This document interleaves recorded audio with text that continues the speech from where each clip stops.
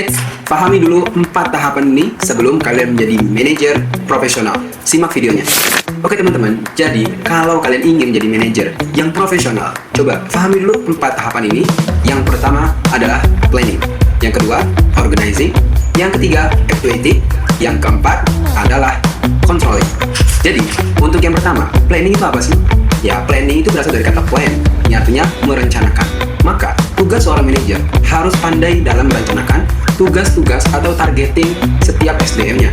Karena dari planning sendiri akan terpecah menjadi 3. Yang pertama adalah dia harus pandai menentukan target atau goals dari perusahaan atau bisnis yang dia jalani.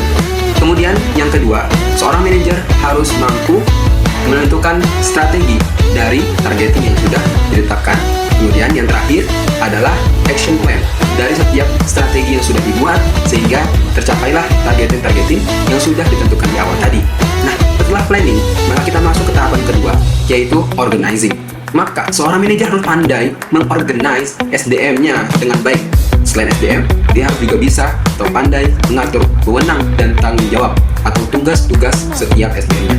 Maka, untuk mengatur ini terpecah lagi menjadi beberapa poin penting. Yang pertama, seorang manajer harus pandai mengatur SDM-nya.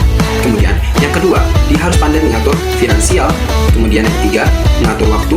Yang keempat, maka seorang manajer harus sekali pandai mengatur infrastruktur, sarana atau prasarana. Yang kelima, nah ini yang terakhir, yaitu dia harus pandai mengatur wewenang atau tugas setiap SDM-nya. Nah, setelah tadi ya, planning, organizing, maka masuk ke tahapan ketiga, yaitu dia harus pandai actuating. Apa itu actuating? Sebetulnya, dari tahapan organizing ke tahapan actuating, itu ada satu posisi atau proses seorang manajer harus mensosialisasikan action plan yang sudah dibuat di awal tadi kepada timnya. Nah, barulah masuk kepada tahapan actuating. Apa itu actuating? Ya, actuating adalah gimana caranya seorang manajer dapat menggerakkan timnya untuk melaksanakan action plan yang sudah dibuat sesuai dengan standarisasi atau SOP yang sudah ditentukan di awal tadi. Oke teman-teman, setelah masuk ke planning, organizing, actuating tadi ya, menggerakkan timnya, kemudian masuklah ke tahapan keempat. Tahapan terakhir yang sangat penting oleh seorang manajer adalah apa?